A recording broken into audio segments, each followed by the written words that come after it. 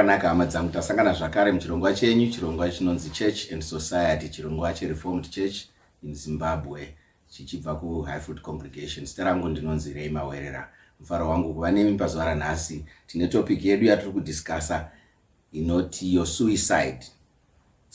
Ndine vadare vangu vandichati vazvireve kuti ndivanaani. Chatanga nekuruboshwe rwangu. Thank you, Mr. Chairman. Ini ndinonzi Mai Mawere, ndinopinda Reformed Church in Zimbabwe, Highfield Congregation. Zvakanaka. Pa next name? Tofara Mukorovi, ndinopindira kuWaterfalls Reformed Church in Zimbabwe, Waterfalls Congregation. Ndiri murume wesungano. Atenda Mukorovi. Ini ndinoitwa Fundisi Mariba, Fundisi kuWaterfalls Congregation Reformed Church in Zimbabwe.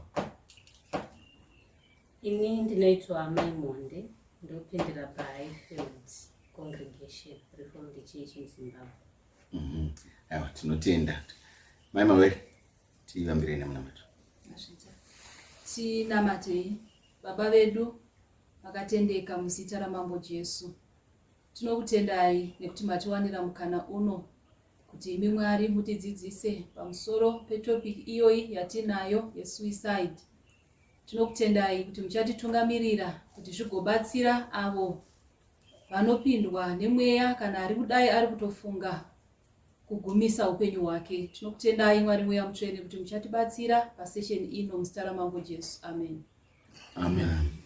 Hama dzangu, September watabva kupfuuroi ndio wainzi suicide month. Kureva kuti ndo nguva yakatarwa kuti tirangarire nezvevanhu vanenge vasvika pastage yekuti anofunga kutora upenyu hwake. Saka padiscussion yanhasi tinoda kuti titaure kuti zvii zvinodrive munhu kuti afunge zvekutora upenyu hwake. Chii chatingaita kuti tibatsirane nawo nemamwe maissues mamwe atisinganzwisise. It's always good to start mufundisi nekudefine kuti chatiri kutaura nezvacho chii. Tese titangire from the same place. But for something like suicide, I suppose zvingori nyore kuti mungoti suicide kuzviuraya, or is it as simple as that? Ndizvo chaizvo zvinoitika ku suicide, kutora upenyu hwako uchizviuraya, asi dzinotanga dziri pfungwa dzinoumbika mundangariro dzomunhu opedzisira achizotora upenyu hwake. Pamwe zvingaita kaviri kana katatu munhu asati atora upenyu hwake, asi kutora upenyu hwako wapindwa nepfungwa idzodzo. Saka zvinoiswa mumakategori zvesuicide kuti inonzi inganzi mhando yakati yesuicide. Zvine makategories here kana kuti kuzviuraya kungozviuraya? Ini ndinoona sokuti kuzviuraya kungozviuraya. Vamwe vanotora upenyu hwavo nokumwa poison, vamwe vanozvisungirira, vamwe vanoenda panzvimbo dzakakwirira wozviwisira pasi. Asi kwose kunongova kuzviuraya. Munhu anenge angopindwa nepfungwa yokuti ndoda kutora upenyu hwangu. Zvisina zvikonzero here kuti pane ma-reasons ekuti I'm a failure in life kana kuti depression wozvayo kana toda kuti tinyatsonzwisisa tipinde mupfungwa dzavanhu kana tichikwanisa.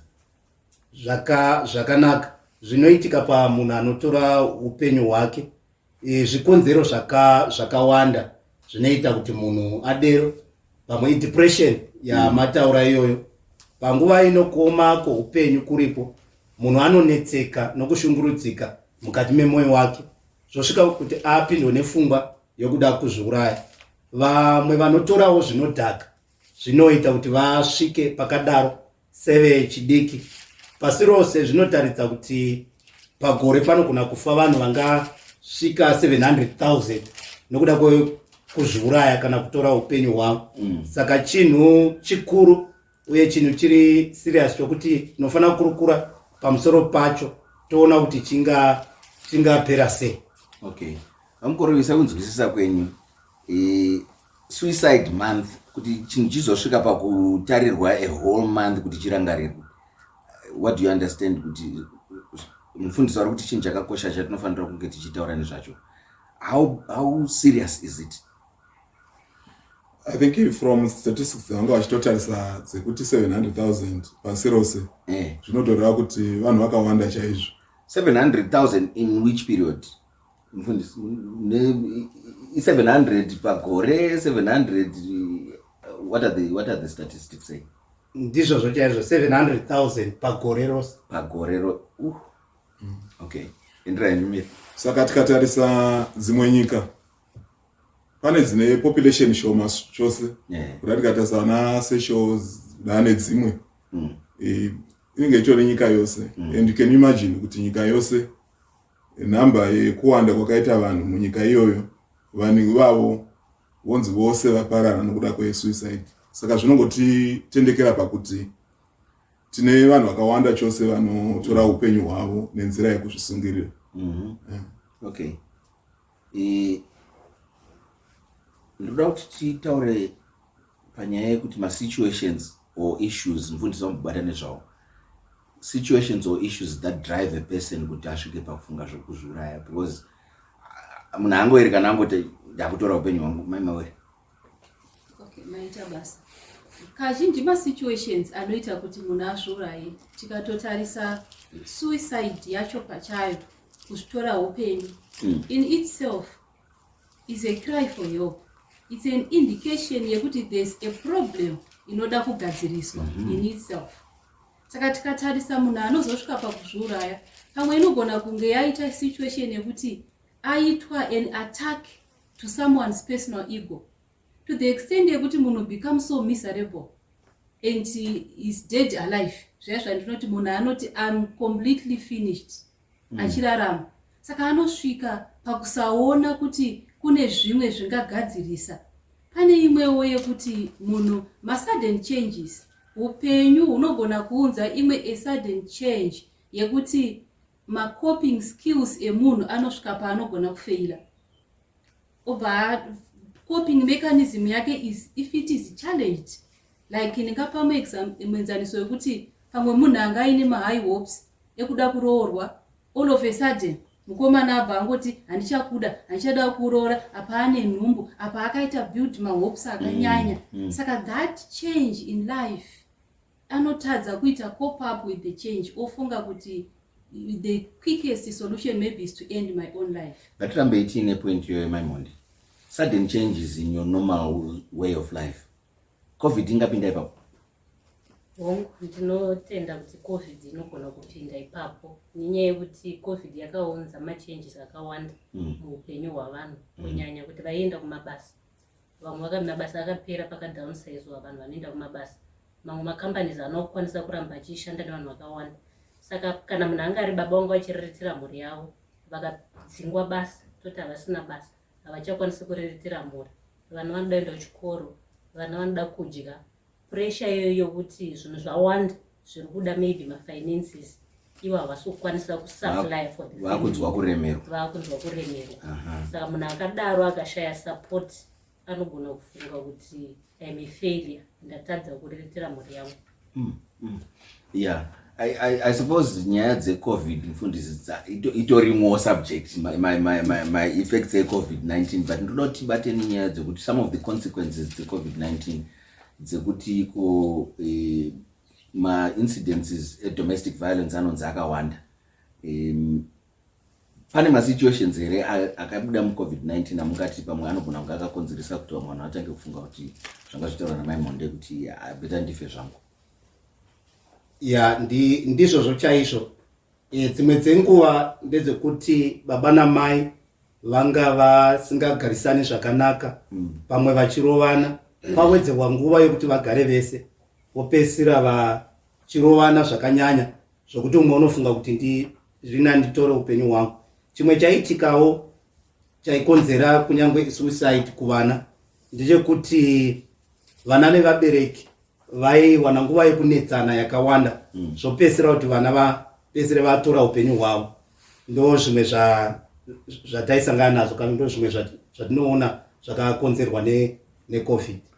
Is it a fact mfundisi kuti ma-suicide cases ari kuwanda muvana kana kuti kungoripotwa mo? Ndizvo chaizvo, ma-cases e-suicide ari kuwanda muvana zvakanyanya, kunyanya panguva yeCovid iyoyi. Zvinotaridza kuti akawanda ma-cases iwawo. zvichikonzerwa nekusanzwanana zvakanaka pakati pevabereki nevana. Mwana akafunga kuti handina kubatwa zvakanaka nomubereki, kufunga kuti kutora upenyu hwangu ndiyo solution. It seems namawere daudzoka point yamambotaura kuti we are dealing with a situation yekuti munhu matimimi is crying for help. Saka zvatinomboita zvezvokuti vamwe vedu we are not tolerant of munhu anenge azviuraya, zviri fair here izvozvo? Because pamwe hatina kunyatsokupinda munyaya yacho kuti why would someone go to that extent. Saka tinenge tangotukirirana mazita tichingoti coward kudidi. Actually vamawerera munhu kazhinji percentage yevanhu vanozozvisungirira vazhinji makesisi akawanda anotenga ambotaura nezvazvo, asi paanotaura nezvazvo panoita issue yekuti pamwe is not taken seriously. Saka kurudziro yangu ingave kuti any suicidal threat should be taken very seriously. Asi kuda takajairira kungoti unopenga here, ungati ungazviuraya, kuzviurayira mukadzi chaiye. Bati mukadzi wacho pamwe zvaanoreva nezvaangareva wenyu kumba kwenyu zvakasiyana nezvinoreva wangu. Saka munhu anenge atombozvitaura. Saka this cry for help, pamwe vanhu vanoudzwa they are too ignorant to notice kuti ndokwazviri kutoenda. 1. 2, vamwe vanoudzwa havatozivi kuti wobatsira sei munhu kana adaro. 3, vamwe vanhu vari so passive, anogona kutaura obatsirwa but situation yake akaimaximize kusvika pakuresista any help ingadiwa. Saka kazhinji zvakakosha kuti titeerere munhu kana ataura kuti chambokusvitsa pakudaro chii. Saka anoexaggerata the size of the problem, kana kuti murikuti anogona kusvika pakuti problem yangu yakakura zvokuti even mukataura naye haazvikuzvinzwisisa kuti, because atodecide akari kuti asinene.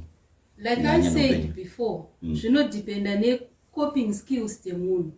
Saka when each time munhu yaanotaura about suicide threats, isusu ngatisa underestimate problem yemunhu.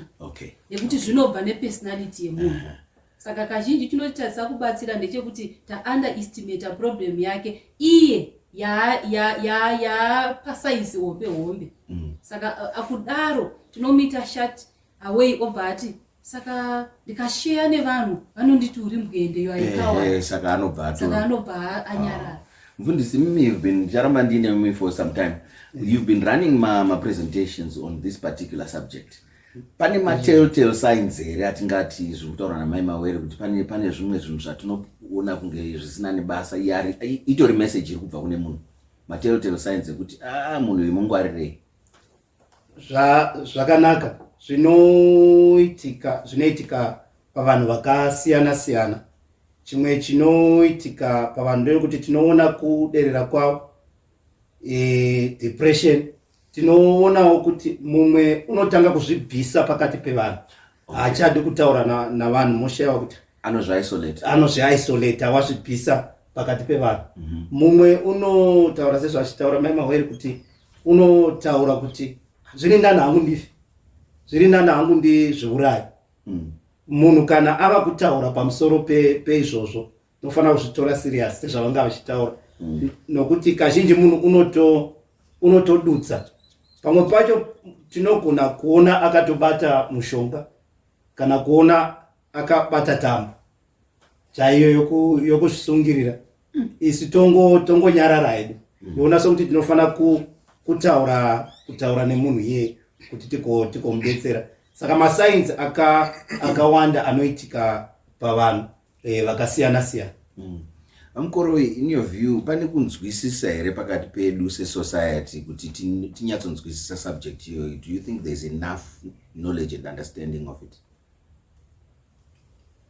Uruzivo runogona kunge ruripo, asi maybe ma-challenges atinogona kuita iye zvino.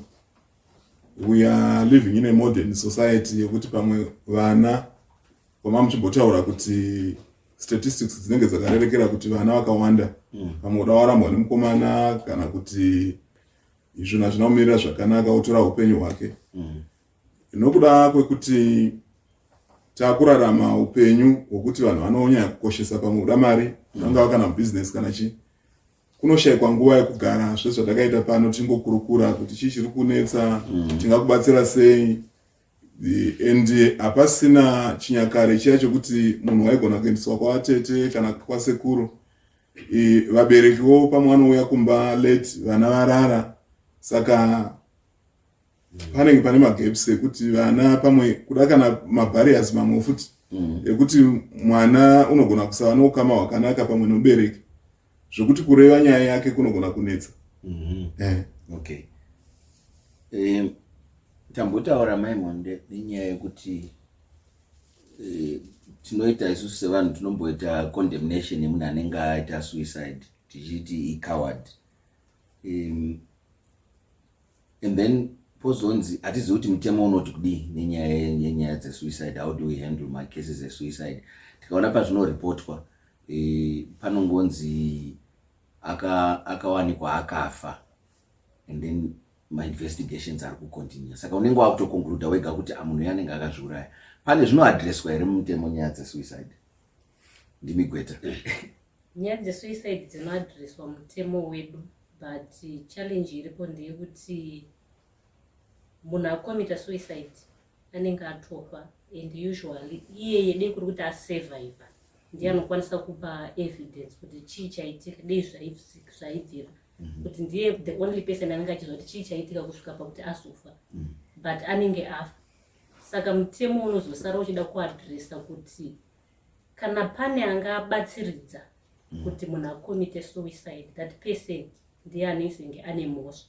Pane section 50 yemu Criminal Codification Act yedu inocharge munhu neinonzi inciting or assisting someone to commit suicide. Zviya zvokuti pamwe munhu anogona kutoda kukomita suicide vamwe vanoti indine pfuti uri kurevesa opfuti yangu zviuraya. Umwe anogona kunzi kana uchida kufa enda unofa kana uchida mapirisi zvikazobatwa nemutemo kuti iwewe ndiwo wabatsira munhu kuti akomite suicide uchiziva kuti ari kuda kukomita suicide. Obviously unonge uchiziva because haungapi munhu manorolo aya overdose kuti imwe tione kuti unofa here kana tokuda kuzviuraya zveshuwa. Akanwawo akafa zvikazikanwa kuti ndiwe wabatsiridza unowanikwa uine mhosva. Ndadzidza something ndasingazvizivi izvozvo. Mufundisi, muchurch and society tinobata zvimwe zvinhu zvatinoti pachitendero chedu tikaverenga mubhaibheri zvizhinji zvacho zvimwe zvacho zvinenge zvichienderana nemutemo. Asi ndoda kuita follow up point yawo. Ndine 2 questions. Wekutanga ndewekuti mubhaibheri mune mareferences here esuicide uye anenge achiti kudii? Secondly, is suicide a sin?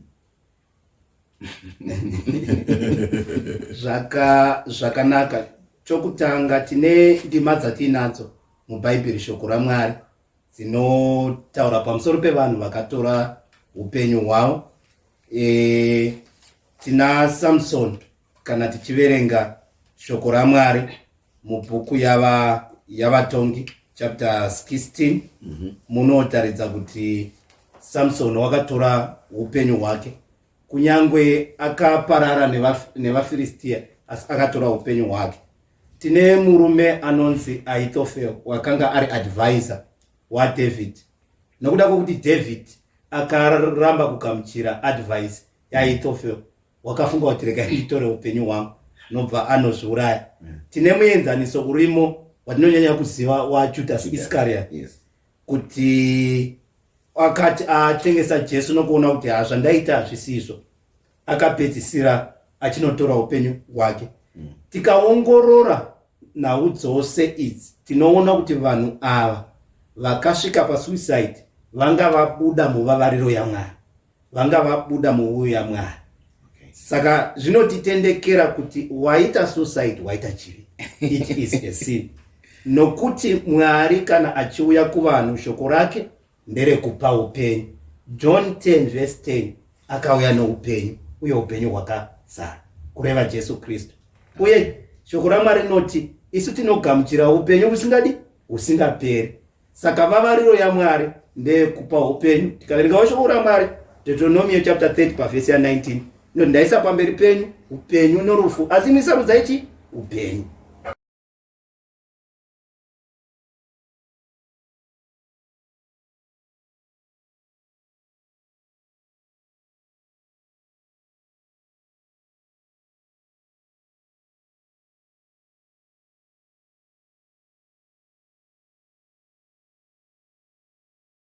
Saka mufundisi, munhu anenge azviuraya amuvigi?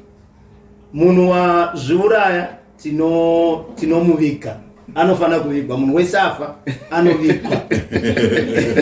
Munhu wese afa anovigwa. Hapana munhu asingavigwi. Munhu wese anovigwa nenzira yechiKristu kana kuti tsanangurai kuti tinyatsonzwisisa? Pari zvino isu sekereke hativigi nenzira yechiKristu kana munhu azviuraya. Tinoti haana kutenda kushoko raMwari akarinzwisisa, nokuti unogura upenyu hwomunhu ndiMwari. Ndo zvatinodzidzisa. Saka chidzokai kumubvunzo wangu zviri direct. Zvakanaka. Is suicide a sin? Hongu. Suicide is a sin. Chivi chaunenge waita, nokuti Mwari ndiye unotora upenyu hwomunhu. Mwari haatendere kuti munhu auraye mumwe munhu, haatendere kuti munhu azviuraye. Iye Mwari ndiye ane kodzero yekutora upenyu hwomunhu. Zvakanaka mufundisi. Apa Church and Society tinechida kuti tijekese because tinogona kuita confused. Because ndatora point yamai Mawere yekuti sometimes munhu anenge asvika pama-desperate situations, isusu vanhu vakamukomberedza vari kugara naye hatisi kuteerera, hatisi kuona zviri maari. Saka takutoignore munhu obva atoona kuti inini nedesperation yandasvika kainika, beta zviende because nobody even cares. Saka hatina isusu we have also played our part. Pamwe hatisi kuzviziva hedu kuti ndo zvataita, asi our part ndeyekuti we ignored the cry for help. Pamukoro imbopinda mupsychology dzozotinzwa. Yeah, ndizvozvo I think imwe example kuda ndichiwedzera zvazvitaurwa namufundisi, tikatarisa pana 1 Samuel 31 verse 4 tinoona King Saul hondo yapisa chaizvo. Unoti kuna Amabhera wake ndiuraye, but Amabhera wake unoramba kumuuraya and unosvika pakuzozviuraya iye achienda papfumo achizviuraya. Saka indima inongotsigira nyaya yecry for help. Then maybe kuda nesituation yanga ari papa achitori in a live war situation, kuda sezvakaita munhu achiti ndibatsirewo, asi kana akashaya unomubatsira, it means kuti munhu iyeye anogona kuzvipfuura mberi achitora upenyu hwake. Chikonzero changa chiripo chiri kuda semareasons anga achitaurwa aya, defeat leading to suicide. Kuda maexamples anga auya pamwe ndevana vechikoro kuti ini semubereki kuda ndaida chose kuti ndiite doctor, asi handina kukwanisa, and ndoisa pressure iyoyo kumwana kuti chiri acceptable munhu kuti aite chiremba. Kuda mwana waita mapoints ari pasi pekuti aqualify for that degree program. Saka panogona kuva nedefeat inoleader into suicide. Semuenzaniso wandandichipa. Saka zvakakoshawo kuti even sevabereki tisapa pressure kuvana, uyewo kana pane munhu unoda help iyoyo, tivewo kuda sekereke nenzeve inoteerera, kana kuti tive nemasuo akavhurikira kuti waita challenge ungaenda kukereke undosvika achibatsirwa.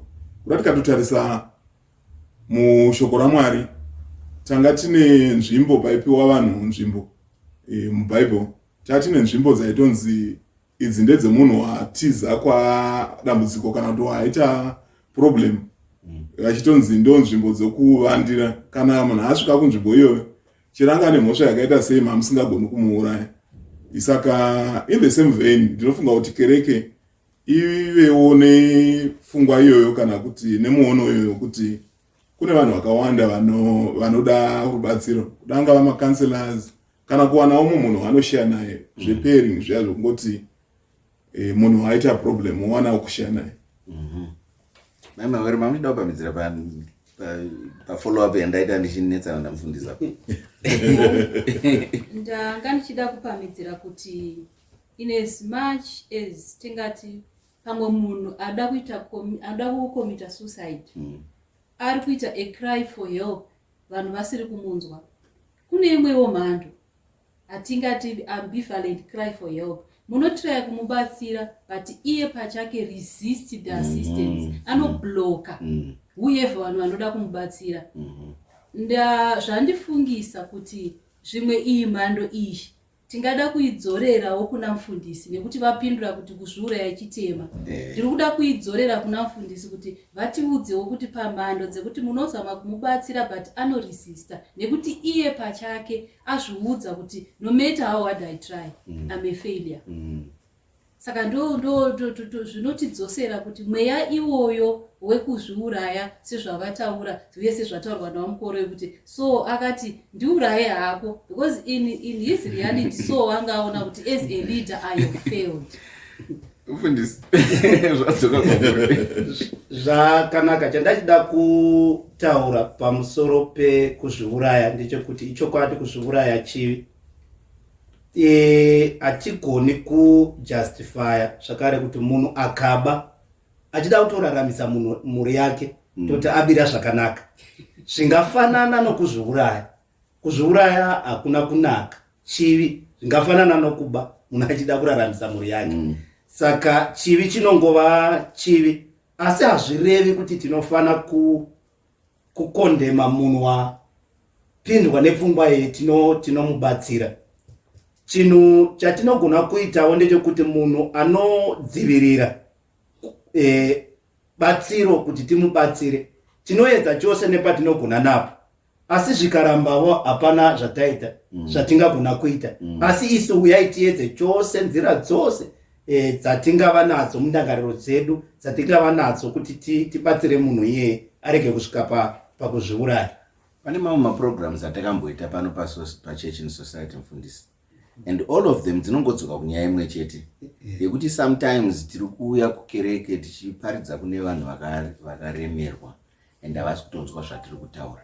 So paya panonzi uyai mose makaneta makaremerwa ndichakuzorodzai, munhu anosvika muya but ane nhamo yake yaainayo ichamulidha kune serious depression yekuti achada kuzviuraya. Isusu sevatungamiri vezvemweya tobva tati isusu namata usaneta, ramba uchinamata, but haisiriyo solution yaanoda kunzwa. Saka todii? Chandinofunga ndechekuti zvingafanana nechirongwa chinobatsira zvikuru munhu akateerera akanzwa vanhu vachikurukura.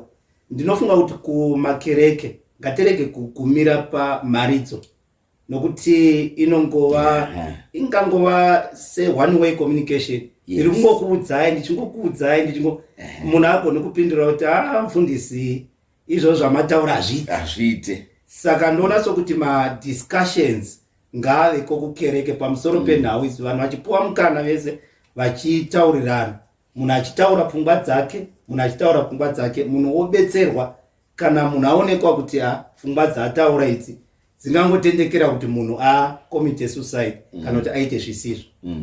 Pane mubvunzo uri panapa mufundisi ndichinemi. Hanzi kana ndikaziva kuti pane munhu anoda kuzviuraya, ndeapi matanho andingatora kudzivirira kuti munhu uyu asazviuraya? Do I have the right to intervene, or should I even intervene at all? Kwakanditi is none of your business.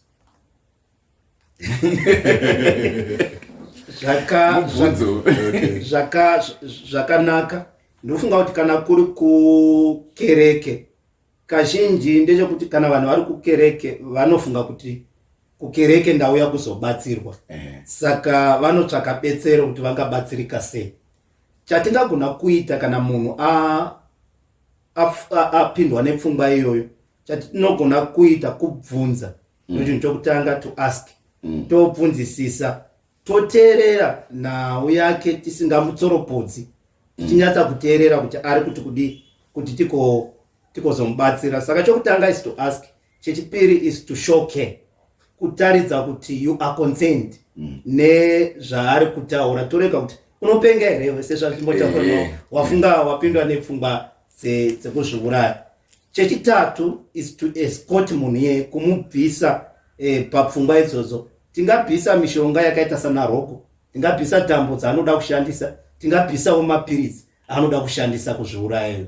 Saka tinofanira kumubvisa papfungwa idzodzo tichimubatsira nenzira iyo. Ndofunga kuti ndo zvatingagona kumubatsira nazvo. Tinonyengetera naye, tinoverenga shoko naye. Pandakaona sokuti kazhinji kacho ndekekuti pamwe pacho vhesi inoita sokuti haimeki sense munhu asvika pasituation iyi. Saka anoda kugara naye pasi muchitaurirana zvishoma nezvishoma, uye hatingoti tataura naye nhasi zvapera, tinoramba tichitaura naye, follow up, tichiita follow up. Maimonde apa ndakukubvunzai nekuti manyanya kunyarara straight. Pane mumwe mubvunzo wandanga ndinawo.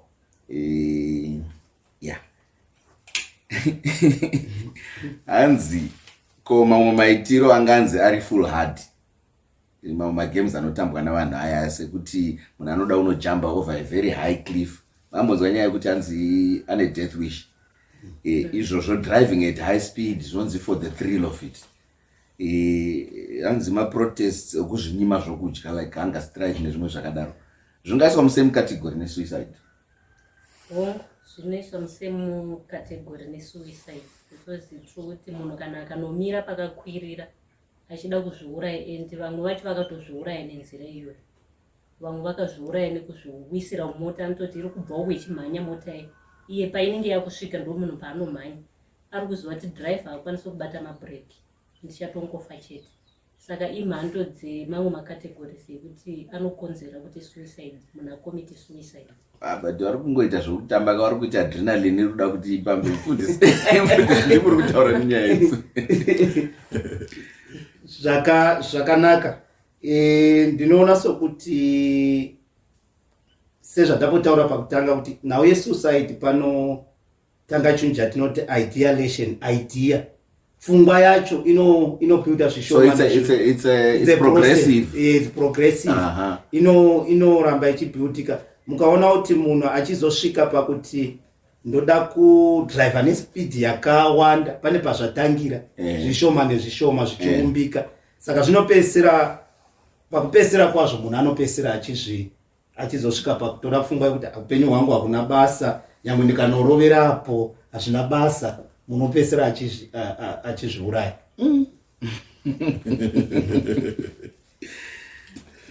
Takunopeta amukoro uyu, ndezvipi zvamunofunga zvingaitwa nechechi,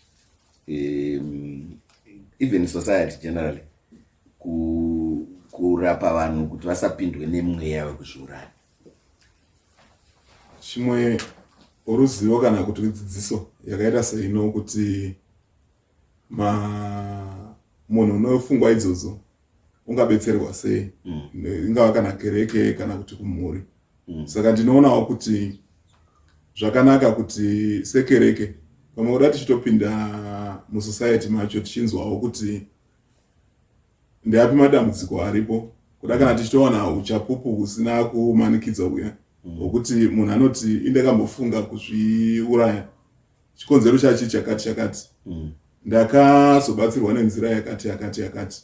Zvinogona kubatsirawo kuti kuda sekereke tive relevant.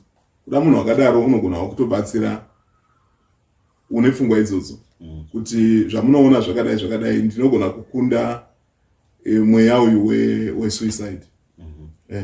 Okay. Mawere mungapeta muchiti kudini pane zvese zvotanga chitaura? Ndingapeta ndichiti vamawerera, like I said before, every suicidal threat should be taken seriously. Kune vanonzi high risk nema low risk. A low risk taker munhu uya wekuti mukataura naye mukamudzora anokurumidza kudzoreka, and kazhinji nzira yavanoda kuzviuraya nayo inzira iyeye inodzoreka. Kune vanonzi high risk. High risk ndeyekuti ane a well thought plan. Ndichazviuraya sei. and normally the means dzavanoshandisa they are violent methods, like kuzvikanda pasi, because ane shungu is a high risk taker, like kudriver kwamanga muchaura nespeed yakawandisa, because he's determined to kill himself kana kuti herself, ane determination. And vazhinji vacho low risk pamwe anozviita pane vanhu to zvamunondiita izvi kana vari mai zvamunondiita izvi ndichazvisungirira, otherwise vari kungotaura kuti garai neni pasi munzwe nhamo dzangu, is a low risk vakataurwa navo zvinoita. But mumachechi varimo vese high risk low risk. Pane middle of the road here Mawere. Kana kuti ngoti hai low. Middle inonetsa kuwana, like mufundisi vambotaura kuti is progressive. Pamwe dambudziko raenderera. Kuchechi kwacho hakuna ari kunyatsovati dyo, kumba hakuna kunyatsovati dyo. Pamwe high risk ndekuti kumba zviri kutokuchidzirwa kati ndoda kuzviuraya vonzi ifa une basa rei. After all you are useless. Ndezvimwe kutaura kwatinotaura kusina kuchechi.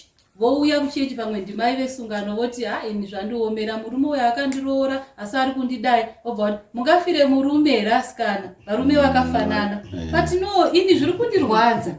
Saka vanhu ava they talk, but seriously pamwe pacho hatinyanyi kuzvipa, tinofind kuti pamwe anotozoregreta asi vaimbotaura mufunge. Saka I seriously recommend kuti ngati asesei munhu kana akataura dambudziko rake. Zvakatokosha kuti munhu akauya achikuudzai kuti asikana problem iri kumba kumoti saka munofunga kudii.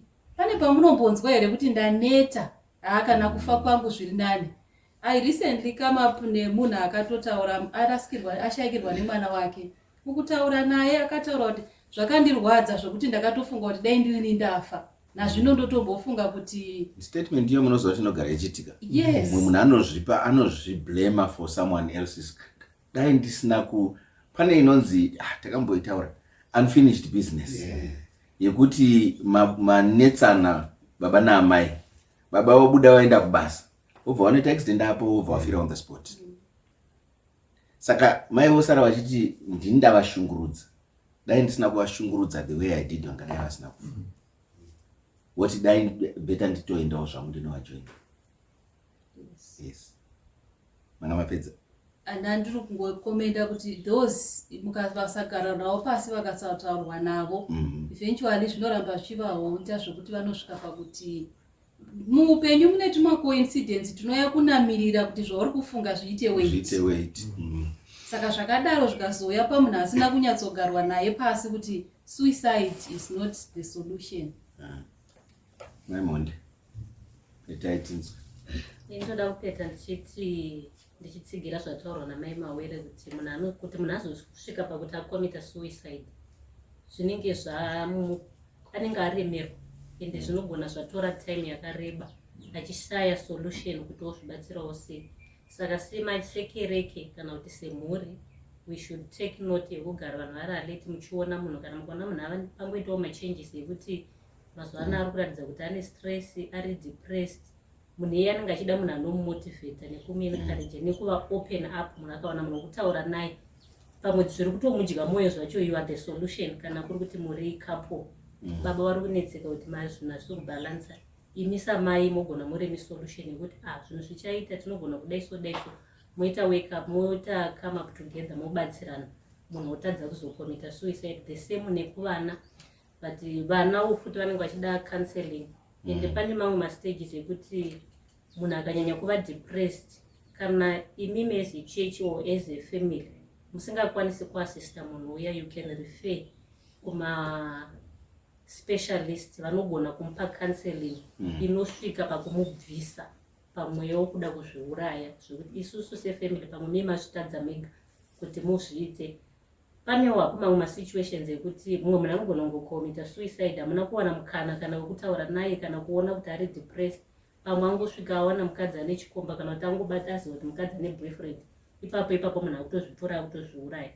Mamwe masituations we can't control them even as church or as mafamilies, but patokwanisa kubatsirawo napo ipapo pekuti munhu ari kuonekwa ari kuratidza masigns, ari kuita cry for help yanga ichambotaurwa, tofanirwa kuzvitora serious, tokasira kubatsira munhu asati asvika pakukomita suicide. Okay.